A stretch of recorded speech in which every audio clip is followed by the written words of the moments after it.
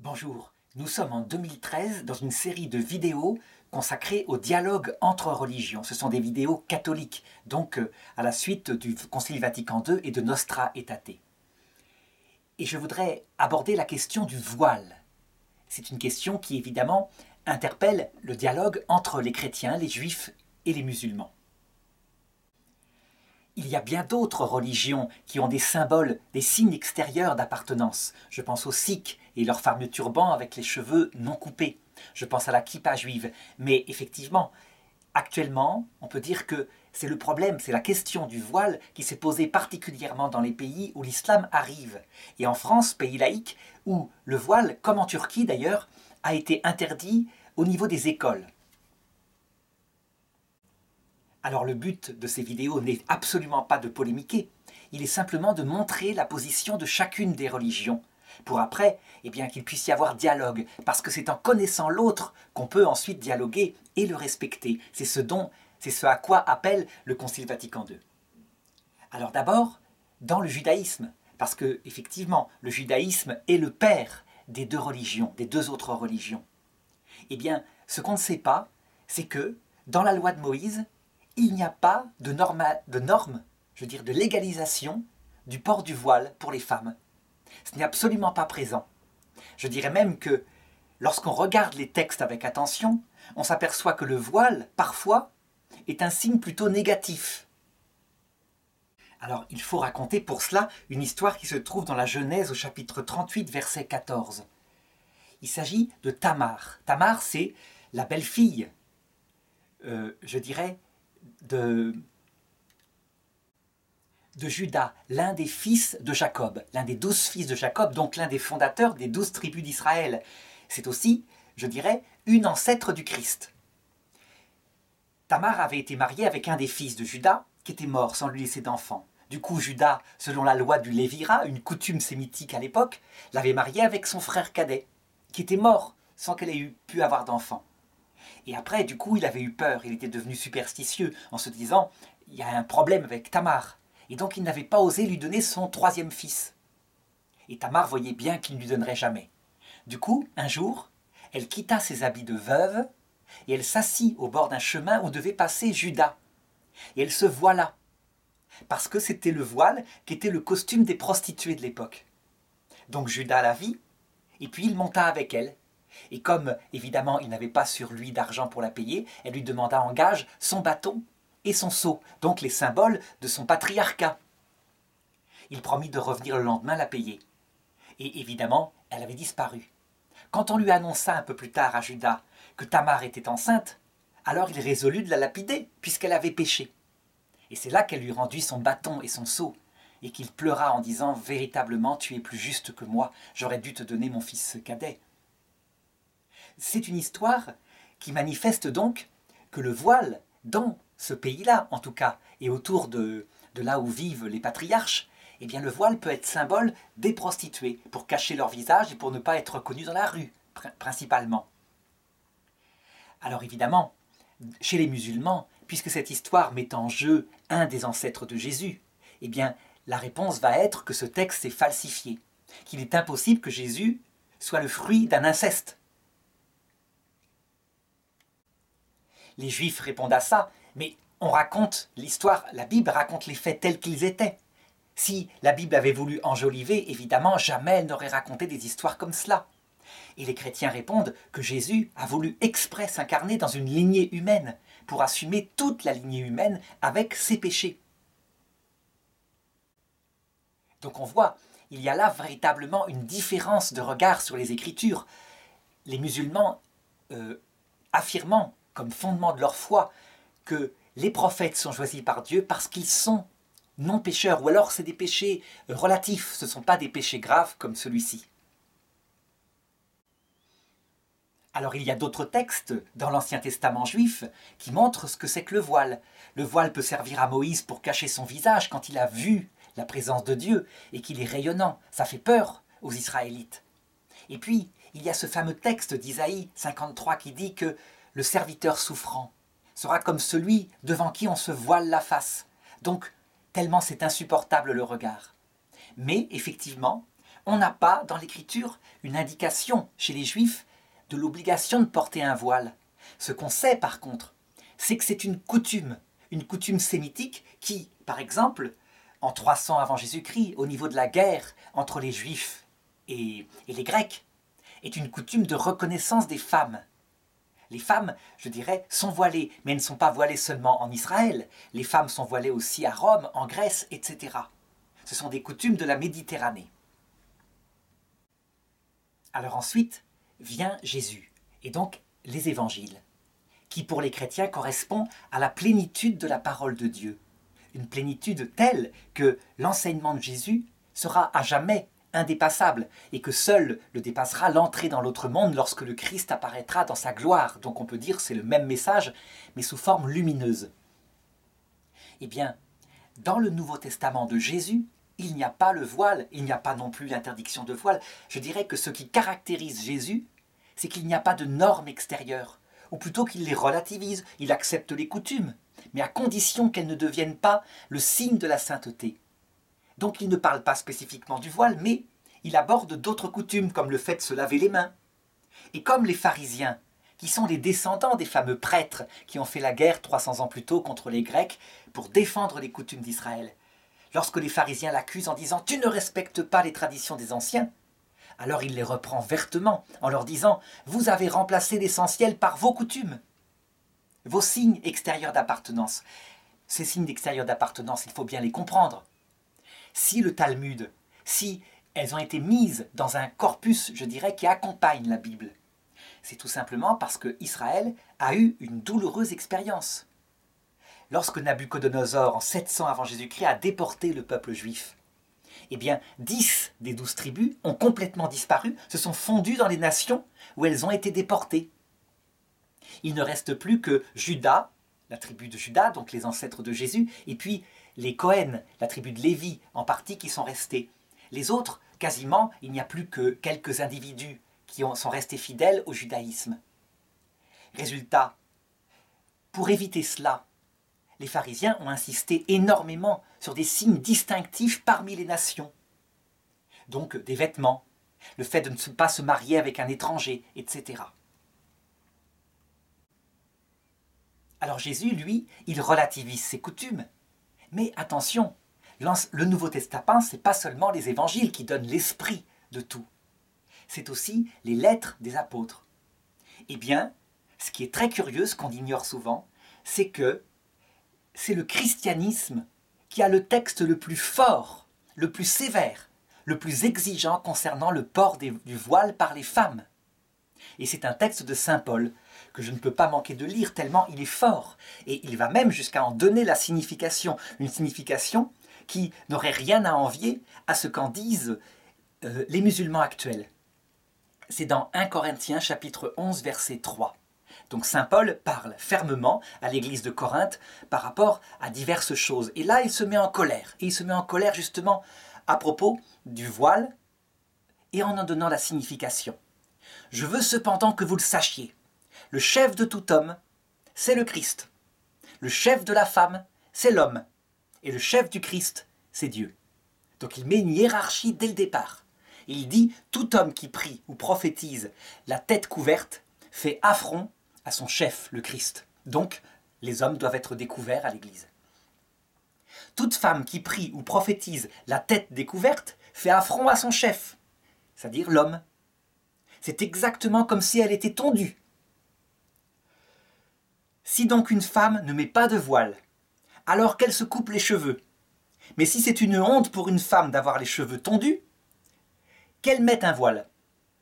L'homme, lui, ne doit pas se couvrir la tête parce qu'il est l'image et le reflet de Dieu. Quant à la femme, elle est le reflet de l'homme. Et alors il continue à parler de ce degré de suggestion de la femme. Ce n'est pas, en effet, l'homme qui a été tiré de la femme, mais c'est la femme qui a été tirée de l'homme. Et ce n'est pas l'homme, bien sûr, qui a été créé pour la femme, mais la femme pour l'homme. Voilà pourquoi la femme doit avoir sur la tête un signe de suggestion, donc d'infériorité, on pourrait dire, à cause des anges. Là, il ne précise pas, mais certains interpréteront en disant la nudité de la femme, peut-être, est provocante pour les hommes, donc pour les anges qui regardent les hommes face à leurs pensées mauvaises. Aussi bien dans le Seigneur, ni la femme ne va sans l'homme, ni l'homme sans la femme, car de même que la femme a été tirée de l'homme, ainsi l'homme naît par la femme et tout vient de Dieu. Donc il est comme ça, il continue longtemps sur ce texte et il conclut son texte en faisant carrément une loi naturelle. Une loi naturelle. Il dit ceci: la nature elle-même ne vous enseigne-t-elle pas que c'est une honte pour l'homme de porter des cheveux longs? Donc on peut dire qu'il aurait pu parler à l'époque de mai 68. Tandis que c'est une gloire pour la femme de les porter ainsi, car la chevelure lui a été donnée en guise de voile. Au reste, si quelqu'un se plaît à ergoter, tel n'est pas notre usage, ni celui des églises de Dieu. Donc il coupe la parole en disant arrêtons d'ergoter là-dessus, j'ai dit ce que j'avais à dire et je n'irai pas plus loin. Eh bien c'est de ce texte-là que surgit la coutume chez les chrétiennes de porter une mantille quand elles se rendaient dans les églises. C'est une coutume qui est conservée lorsqu'on se rend à Rome et qu'on est en visite devant le pape. Donc un espèce de voile fait de dentelle très joli, très discret. On pourrait donc dire que, visiblement, c'est les chrétiens qui devraient faire du voile un signe d'appartenance. Il n'y a aucun texte aussi fort que ça dans l'islam. Eh bien, c'est là qu'on voit, et c'est sans doute une réponse qu'on peut donner à nos frères protestants, que pour les catholiques et pour les orthodoxes, l'écriture, le livre seul ne suffit pas. Ce qui compte, c'est l'interprétation vivante qu'en donne le magistère vivant. Ça veut dire la succession des papes tout au long de l'histoire. Et visiblement, les papes ont pris ce texte-là comme étant un texte qui parlait d'une coutume qui était en règle à l'époque de saint Paul, et qu'il fallait tenir parce que sinon c'était un scandale. Visiblement, elle n'en a pas fait une norme. Alors on pourrait dire, mais ce texte, il contient des choses fausses, l'histoire de c'est un droit naturel, la femme porte les cheveux longs et l'homme les cheveux courts. Évidemment, au plan philosophique, ça ne se tient pas une seconde. Les hommes, s'ils ont les cheveux courts, c'est parce qu'ils se les coupent. Et donc les hommes peuvent avoir des cheveux tout à fait longs, aussi longs qu'une femme. Et donc on pourrait même objecter pour le moins que ce texte-là pose des problèmes sur l'infaillibilité du Nouveau Testament. Est-ce que le Nouveau Testament ne raconte pas des bêtises? Eh bien, répondra l'Église, non, pas du tout. Ce texte, il est inspiré par Dieu, véritablement. Mais il doit être interprété de manière vivante. Ça veut dire qu'en fait, il révèle que les hommes d'Église, parfois, y compris saint Paul, peuvent avoir des propos qu'il faut comprendre comme étant pastoraux, c'est-à-dire liés à telle époque, tel lieu, tel temps, et parfois peuvent même s'emballer. Et qu'est-ce qui permet de dire que là, cette parole de saint Paul ne peut pas être prise matériellement comme étant de droit naturel, la femme porterait des cheveux longs de droit naturel et l'homme les cheveux courts? Eh bien, je dirais que c'est le discours de Jésus qui est clair. À savoir que Jésus, tous ces signes extérieurs, toutes ces coutumes, il les a situés à leur juste place, ça veut dire comme des choses secondaires qui peuvent signifier des choses spirituelles. Et là, par contre, il y a quelque chose qu'il faut réfléchir, à savoir la doctrine qui est à la base du voile, à savoir que la femme serait soumise à l'homme, que ce serait un signe de suggestion. Est-ce que c'est vrai? Est-ce que c'est une théologie que la femme est inférieure à l'homme, qu'il y a une suggestion? Eh bien là encore, il faut comprendre. Il faut comprendre que ce n'est pas une infériorité de nature, du tout. Donc il faut savoir interpréter ces textes-là avec le regard que Jésus donne sur l'homme et la femme. C'est une vocation, un appel à ce que la femme soit signe de ce qui est essentiel pour Dieu, à savoir celui qui se fait le plus petit sera le plus grand. Pourquoi la femme n'est-elle pas prêtre, sacerdoce ministériel? Et pourquoi ce sont les femmes, les saintes femmes, dont la Vierge Marie, qui est la reine du ciel et de la terre? Eh bien, il faut comprendre, il faut regarder les évangiles. Celui qui se fait tout petit, celui-là sera le plus grand dans le royaume des cieux. Ce qui veut dire que Dieu fait signe à l'homme de mettre en avant le sacerdoce ministériel qui donne une certaine gloire, une certaine puissance, qui fait qu'un homme est grand puisqu'il préside une communauté. Et à la femme, il lui assigne le rôle d'être signe sacramentel extérieur de ce qui est essentiel, qui ne passera jamais, l'humilité, l'amour. Je dirais que c'est ce symbole-là qui est présent aussi dans une chose qui est réservée à jamais, par volonté de Dieu, aux femmes, à savoir le fait de donner la vie. Et ça, c'est quelque chose qui, pour le coup, n'est pas simplement le sacrement de l'ordre, c'est quelque chose qui est inscrit dans sa chair dès la création du monde.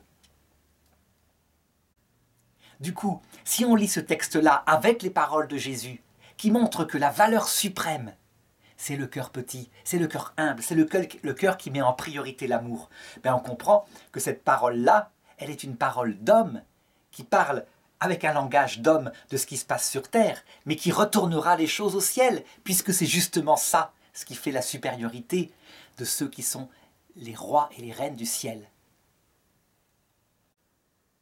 Alors, après avoir regardé cet aspect chrétien, je voudrais, en comparaison, regarder ce qui se passe dans l'islam. Et on pourrait dire tout de suite, mais comme les musulmans rêveraient avoir un texte aussi clair dans le Coran, les choses seraient tellement nettes. Eh bien, en réalité, lorsqu'on regarde les écritures islamiques, on s'aperçoit qu'il y a bien un ou deux textes dans le Coran, et puis peut-être quelques hadiths, mais qui sont très très discrets, qui n'ont pas du tout cette netteté-là. Je pense par exemple à la sourate 24, verset 31. Donc voilà ce que dit le Coran. Il dit « Dis aux croyantes de baisser leur regard », ce qui implique donc sans doute une attitude d'humble chasteté, de garder leur chasteté et de ne montrer de leurs atours. Donc je suppose que c'est un terme qui signifie de leur beauté féminine, celle qui peut attirer les regards, que ce qui en paraît, et qu'elles rabattent leur voile sur leur poitrine, et qu'elles ne montrent leur beauté, je pourrais dire, leur atour en tout cas, qu'à leur mari et leur père, ou à leurs frères, et aux fils de leurs frères, et aux fils de leur mari, etc. Bref, à l'intérieur, dans leur famille. Et ensuite le texte continue, à propos de leur déplacement sans doute dans la rue, et qu'elles ne frappent pas avec leurs pieds, de façon à ce qu'on sache qu'elles cachent sous leurs vêtements leur parure. Ce qui indique que sous ce grand voile, eh bien, il y a des vêtements très jolis, mais qu'elles gardent pour l'intérieur, avec des bijoux qui cliquotent, voilà. Et donc, elles ne doivent pas le montrer à l'extérieur. Et c'est ainsi que le texte, qui est très clair, a été appliqué dans l'islam, d'où ce grand voile. Mais ce grand voile qui ne cache pas le visage, qui certainement cache les vêtements riches, les vêtements qui sont à la mode et les formes féminines qui attirent les regards. De même, à la sourate 33, verset 59, « Dis à tes épouses, à tes filles et aux femmes des croyants de ramener sur elles leur grand voile. » Leur grand voile, on peut imaginer que c'est certainement quelque chose de grand, une sorte de grand manteau qui cache les vêtements féminins. Et donc on le voit actuellement, appliqués par des femmes musulmanes qui en reviennent à la piété, ce sont des vêtements qui extérieurement n'ont pas tellement de beauté. Les jeunes filles, elles, ont beaucoup de mal, donc on les voit quand elles suivent le Coran, qui font du voile lui-même un motif de coquetterie, et qui portent des vêtements qui cintrent leur taille, donc qui montrent leur forme. Donc peut-être que le texte ne dit pas tout à fait cela.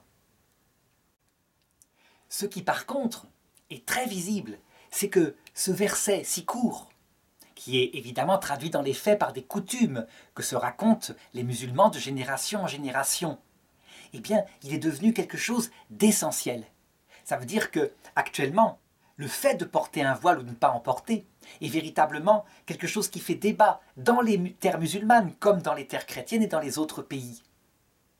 D'où vient le fait que les chrétiens qui ont un texte bien plus fort en font quelque chose de secondaire, une coutume, et n'en parlent presque plus, alors que les musulmans qui ont une phrase beaucoup plus floue, difficile à traduire, en font quelque chose de central pour marquer qu'on est musulman.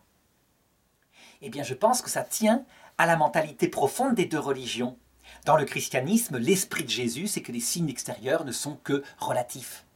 Dans l'islam, au contraire, les signes extérieurs comme la circoncision, j'avais parlé de choses comme ça, sont le signe de l'appartenance à la religion, de la piété.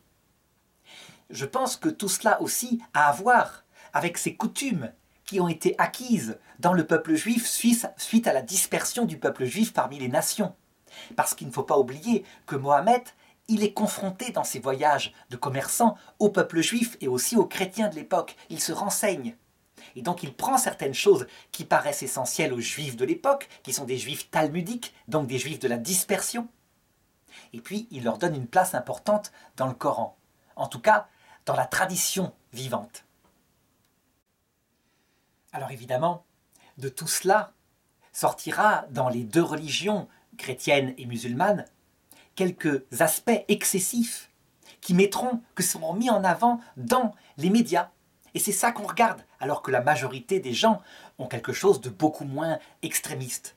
Par exemple, dans les nations chrétiennes, il y a une telle liberté que certains qui se revendiquent de la tradition chrétienne, mais évidemment laïcisée, font de la femme quasiment un objet dévoilé, et donc un objet sexuel, si bien qu'on voit dans certains médias musulmans dénoncer le christianisme comme étant quelque chose d'impudique, où la femme peut montrer ses atours n'importe comment. Et à l'inverse, du côté des extrémistes musulmans, on voit des femmes qui sont complètement en soumission, qui portent uniquement le regard qui est visible avec un voile complet, et donc quelquefois même un grillage. Donc on sait ce qui se passe par exemple en Afghanistan. Et évidemment, les médias occidentaux ont tendance à identifier tout l'islam à ces comportements-là, et à faire du voile, comme le fait saint Paul, un signe de suggestion, d'infériorité. La réalité, en fait, c'est qu'au-delà de ces médias, la majorité des gens, qu'ils soient chrétiens ou qu'ils soient musulmans, et même, je dirais, parmi tous les gens de la Terre, c'est qu'il faut une certaine tenue, une certaine attitude de chasteté, et que cet aspect de chasteté dans l'attitude extérieure, évidemment, ne doit pas être, je dirais, dans un excès total. Je me rappelle par exemple au début du Ramadan, un de mes élèves musulmans qui écrivait comment ça, les filles sont trop provocantes, etc. Par le fait même qu'elles sont des filles. Je lui ai répondu, par le fait même qu'elles ont des formes. Mais la chasteté, elle doit venir avant, dans la tête du croyant, par le fait qu'il modère ses propres regards. Et il ne faut pas en accuser les femmes de l'extérieur, à moins évidemment d'aller dans des lieux spécialisés, où là, les femmes, évidemment, manifestent leurs atouts sexuels. Donc s'il doit y avoir une certaine retenue dans les vêtements, évidemment, quand c'est trop provoquant sexuellement, ça ne va pas. Il doit y avoir d'abord, dans l'homme, qui lui-même lutte contre lui-même, cette chasteté intérieure. C'est une évidence. Et c'est une évidence commune à toutes les civilisations du monde.